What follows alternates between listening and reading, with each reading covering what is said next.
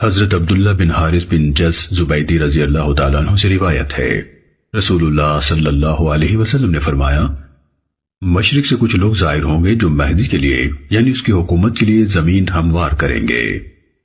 سننے ابن ماجہ حدیث نمبر 4088۔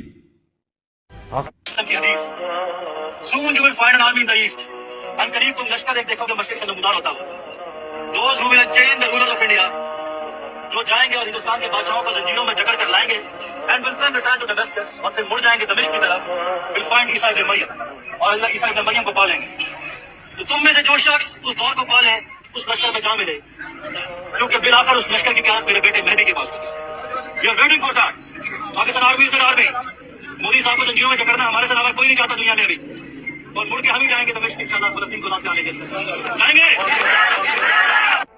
پاکستانی نوجوانوں کے لیے جو یہاں بیٹھے ہوئے ہیں اور جو سن رہے ہیں، میں یہ آپ کو خوشخبری دینا چاہتا ہوں کہ اللہ تعالیٰ نے آپ کو قیادت کے لیے چن لیا ہے، لیکن آپ کو اپنے اندر کو ضمیر کو صاف کرنا پڑے گا۔ زیادہ پاکستان کا وقت آ گیا، ابھی کسی کو نا امید نہیں ہونا چاہیے، بالکل مایوس نہ ہوں۔ اگر ہم اس وقت شکار ہو رہے ہیں ہر طرف سے تو اس کا یہ مطلب ہے کہ ہم کامیاب ہو رہے ہیں۔ ان کو ضرورت ہے پاکستان کی، اور اگر آپ کہیں گے یہ آج دنیا کو ضرورت ہے، مڈل ایسٹ کو ضرورت ہے آپ کی۔ ریاست مدینہ کے بعد دوسری ریاست جو بنی وہ پاکستان ہے۔ رکھیں اور پاکستانی قوم سے پھر ہم ایک دفعہ پھر کہتے ہیں بالکل مایوس مت ہونا، دشمن کے پروپیگنڈے میں ہرگز مت آؤ۔ اللہ کے فضل سے اس پاکستان کو کچھ نہیں ہونے والا۔ یہ پاکستان اللہ کے رسول کے سائے میں رکھا ہوا ہے، صرف منافق، غدار اور خائن ان کو الگ کیا جا رہا ہے، ان کو واضح کیا جا رہا ہے کہ کون ہے جو اللہ کے رسول اور امت رسول سے غداری اور خیانت کرتا ہے، اور کون ہے جس کے سر پر اللہ دو جہانوں کا عزت کا تاج رکھے گا۔ اللہ نے اپنے دین کا کام کروانا ہے، خوش نصیب ہوں گے جو اس کام کو کریں، بد نصیب ہوں گے جو رکاوٹ ڈالیں یا دوسری یا کمزوری دکھائیں۔ بالکل پریشان مت ہوئیے گا ان حالات سے جو آس پاس آپ کو نظر آ رہے ہیں۔ جب تک سونا بھٹی سے نہ گزرے اس وقت تک کندن نہیں بنتا۔ اس مسلمان قوم سے، اس پاکستانی قوم سے اللہ نے ماشاءاللہ لیا جائے گا کام ان سے دنیا کی قیادت کا۔ اس سے پہلے ذرا صفائی ہو رہی ہے، فکر نہ کریں، حوصلہ رکھیں، انشاءاللہ العزیز اس پہ سایہ خدائے ذوالجلال بھی ہے اور اللہ کے رسول کا فیضان اور کرم الحمدللہ رب العالمین اس قوم پر شامل ہے۔ حوصلہ رکھیے گا، انشاءاللہ العزیز خیر ہی خیر ہے۔ لیکن ہم اپنے حکمرانوں سے کہتے ہیں کہ توبہ کرو، اللہ سے ڈرو، ورنہ تمہاری قبروں کے نشان بھی نہیں ملیں گے۔ آخری حدیث آج کے لیکچر کی 12ویں حدیث، امام محمد بن عبداللہ المہدی سے ریلیٹڈ، 12ویں خلیفہ سے ریلیٹڈ 12ویں حدیث۔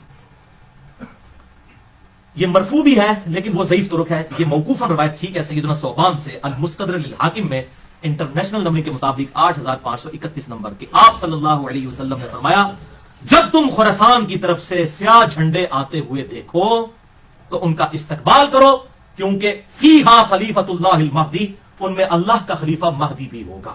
یہ موقوفاً ہے سیدنا ثوبان کا قول، مرفوع ضعیف ہے لیکن ظاہر آپ صلی اللہ علیہ وسلم کے بتانے پر ہی موقوف ہے۔ یہ خراسان سے جب کالے جھنڈے آئیں گے تو ان کا استقبال کرنا، یعنی اہل عرب کو کہا گیا، ان میں خلیفۃ اللہ مہدی ہوں گے۔ اس سے یہ بات بھی پتہ چل گئی کہ یہ انقلاب جو ہے وہ عربیوں کے ذریعے نہیں آنا، اجمیوں کی طرف سے آنا ہے۔ بن گوریون ہوا the first prime minister of Israel, اور اس نے یہ کہا تھا ہمیں کسی عرب ممالک سے کوئی خطرہ نہیں، ہمیں خطرہ صرف پاکستان سے۔ انہیں پتہ ہے حدیث رسول کا کہ جب وہ آخری مرحلہ آئے گا جنگوں کا تو اس کے بعد یہاں سے فوجیں جائیں گی جو حضرت عیسیٰ علیہ السلام کے ساتھ ہو کر کریں گی۔ یہ پاکستان جس علاقے میں ہے، اس پورے علاقے کے لیے سیدی رسول اللہ نے کئی الفاظ استعمال فرمائے، جیسے میں نے کہا آپ نے سندھ کا لفظ استعمال فرمایا۔ سندھ محمد بن قاسم کے دور میں کراچی سے لے کر دیبل سے لے کر ملتان تک پھیلا ہوا تھا، آدھے سے زیادہ پنجاب سندھ میں آتا تھا۔ سیدی رسول اللہ نے ہند کا لفظ استعمال کیا کیونکہ یہ ہند کا حصہ تھا۔ سیدی رسول اللہ نے خراسان کا لفظ استعمال کیا کہ آدھے سے زیادہ پاکستان خراسان میں آتا ہے۔ آپ نے فرمایا خراسان کی جانب سے لشکر اٹھے۔ ان تمام احادیث کو اکٹھا کیجئے، غزوہ ہند کی حدیث کو جوڑیے تو صاف پتہ لگتا ہے کہ یہ آپ سیدی رسول اللہ پاک سرزمین کے بارے میں ارشاد فرما رہے ہیں۔ اب ان خوارج نے ہائی جیک کرنے کی کوشش کی خراسان کی حدیث کو۔ آئسس آپ نوٹ کریں گے جس کو مڈل ایسٹ اٹھا کر افغانستان میں لایا گیا ہے، یہ اپنے آپ کو آئسس خراسان کہتے ہیں کہ ہم خراسان کے داعش ہیں، ہم خراسان کے مجاہد ہیں، اور کالے جھنڈے انہوں نے اڑایا تو سود کی حدیث سے اٹھا لی۔ یہ ساری تشریح، اب چونکہ سارے وہ اپنے کارڈ کھول چکے ہیں، سارے راز اپنے کھول چکے ہیں، اب آپ کلیئرلی ان کو ریجیکٹ کر سکتے ہیں کہ خراسان کی جو احادیث ہیں وہ پاکستان سے متعلق ہے، وہ کسی داعش کے خوارج کے بارے میں نہیں ہے۔ اور رایت السود جیسے آپ کو بتایا، یہ کالے جھنڈے نہیں ہیں، یہ گہرے سبز جھنڈے ہیں جن کو اللہ نے عزت دی ہے، جو پاک سرزمین اور پاکستان کے جھنڈے۔ تو الحمدللہ اب دشمنوں نے سارے کارڈ کھول دیے تھے، اور اب یہ تشریح جو ہم بتا رہے ہیں یہ اللہ کے فضل سے 100% ثابت کرتی ہے کہ یہ سعادت پاک سرزمین کو، ہمارے سبز ہلالی پرچم کو اور پاکستان کی مسلح افواج کو اللہ نے دی ہے۔ انشاءاللہ ہمارا ہی تصادم ہے پوری امت مسلمہ میں، اور کوئی فوج مشرق ہندوستان سے تصادم میں نہیں سوائے ہمارے، اور ہمارے تمام افسر اور جوان وہ صرف یہ نیت رکھے کہ ہم غزوہ ہند کے مجاہد ہیں، چاہے وہ سپلائی میں ہو، میڈیکل کور میں ہو، چاہے وہ پیچھے کہیں بیٹھے ہو، سائبر فرنٹ میں ہو، چاہے ریڈارس کے اوپر ہو، وہ سب اللہ کے فضل سے غزوہ ہند کے مجاہد ہیں۔ ماشاءاللہ مبارک ہو پاکستانی قوم کو یہ عظیم ترین خوشخبری، جس کے بارے میں سیدنا ابو ہریرہ نے فرمایا کہ مجھے یہ جنگ ملی اگر میں اپنے سارا سامان بیچ کر اس میں شامل ہو جاؤں گا، کیونکہ اگر میں اس میں شہید ہوا تو افضل الشہداء میں ہوں، اعلیٰ ترین شہید ہوگا۔ جو غزوہ بدر کے جو شہداء ان کے برابر افضل الشہداء میرا مقام ہوگا۔ और अगर मैं बच गया तो मैं आजाद जहन्नुम से आजाद अबू हुरैरा होगा, जिसको जहन्नुम की आग कभी छू नहीं सकेगी। अल्हम्दुलिल्लाह।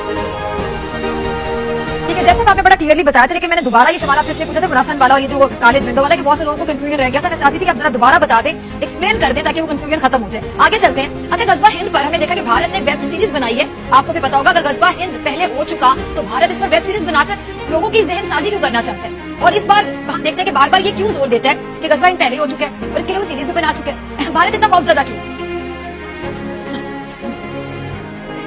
देखिए ये मुशरिक और दुश्मन और यहूदी जो है ना, ये हमारी किताबों को हमसे ज्यादा पढ़ते हैं। जब सईदी रसूलुल्लाह ने ये फरमाया कि एक एक पत्थर पुकारेगा इसराइल में कि मेरे पीछे यहूदी छुपा है और मुसलमान फौजें उसको कत्ल करेंगी, तो एक दरख्त का नाम लिया आपने, फरमाया वो दरख्त उसके पीछे यहूदी छुप जाएंगे। और आज पूरे इसराइल में वो दरख्त लगाए जा रहे हैं क्योंकि हम उनके पीछे छुपेंगे, क्योंकि मुसलमानों की फौजें हमें नहीं देख सकेंगी। ये हम, और जब ये अमेरिकन फौजी और इसराइली फौजी जब इराक इन्होंने फतह किया तो इराक में घर घर जाके पूछते थे कि तुमने यहाँ किसी इमाम मेहदी को देखा है? यानी उनको ये था कि शायद इमाम मेहदी आने वाले, तो हम उनको चाहे सारे अरब मुल्क इसराइल को तस्लीम कर दे, पाकिस्तान कभी न करे, इसलिए कि पाकिस्तान इसराइल के तोड़ के तौर पर वजूद में आया है। अल्लाह ने इसे इसराइल के वजूद में आने से 1 साल कबल वजूद बख्शा है। हम कभी तस्लीम नहीं करेंगे। असल में तो जंग हमें कर दी है, मुकाबला हमें करना है। वहां तक तो हमारी फौजें जाएंगी, हजरत मसीह के साथ होकर लड़ेंगी, हजरत मेहदी की मदद करेंगी। ये सारा का सारा रोल तो अल्लाह ने हमारे लिए रखा है। लिहाजा किसी सूरत अरब कर ले, मजबूर हो चुके हैं, बेबस हो चुके हैं, उनका मामला जो भी है वो जाने, लेकिन चाहे वो तस्लीम कर ले, इसराइल को किसी सूरत में पाकिस्तान तस्लीम न करे। एक हदीस नबवी है, मा अंज़लल्लाहु मिन दाइन इल्ला अंज़ल लहू दवाअन, अल्लाह ने कोई ऐसा मरज पैदा नहीं किया जिसकी दवा पैदा न की हो। इसराइल 1948 में कायम हो रहा है, पाकिस्तान 1947 में वजूद में आया।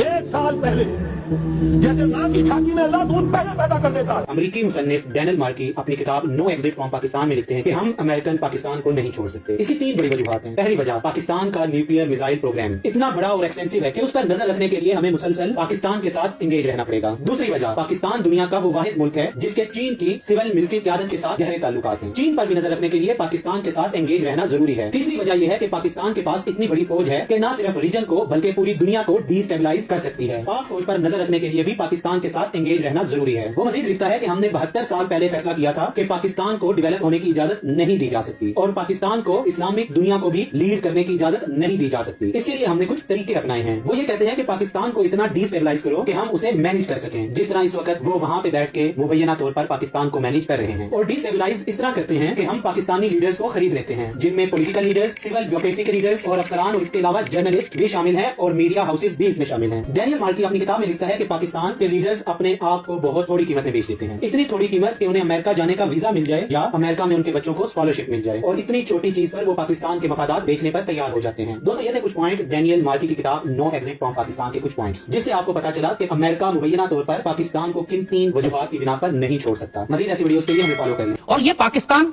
जब संभलेगा तो इसके आने वाले वक्तों में से अल्लाह ताला इस खित्ते में से इमाम मेहदी को पैदा करेंगे, क्योंकि सईदी रसूलुल्लाह की हदीस बिल्कुल वाज़ेह है कि मशरिक से उठने वाली फौजों से इमाम मेहदी आएंगे। और ऐसे एक इशारा यह भी मिलता है कि इमाम मेहदी अरब नहीं होंगे, क्योंकि ये इशारा बड़ा क्लियर मिलता है कि वो खुरासान या खुरासान की जानिब या मशरक या हिंद, उस तरफ से जो इलाका खित्ता पूरा बनता है, वहां से वहां जो फौजें आएंगी उनमें इमाम मेहदी शामिल होंगे। तो हमें सब इस बात का इम्कान मौजूद है कि इमाम मेहदी का ज़हूर पाकिस्तान या हिंदुस्तान के किसी इलाके से होगा। देखिए, सईदी रसूलुल्लाह सल्लल्लाहु अलैहि वसल्लम की हदीस मुबारक जो बहुत वाज़ेह है इस हवाले से कि जो मशरक से फौजें उठेंगी उनकी क़यादत इमाम मेहदी करेंगे। तो हमें सब जब इमाम मेहदी का ज़हूर होगा तो क्या इस बात का भी इम्कान है कि खुदा न खास्ता लोग उन पर भी ये इल्जाम लगाना शुरू कर दें कि आप इमाम मेहदी नहीं हैं? हदीस मुबारक में दोबारा ये बात बिल्कुल वाज़ेह है, मुसलमानों की फौजें उनके खिलाफ आएंगी, बहुत सारे मुसलमान मानने से इनकार कर देंगे। इससे पहले लाजमन किसी मशरकी इलाके के अंदर वो निजाम कायम हो चुकेगा, तब वहां से फौजें आएंगी।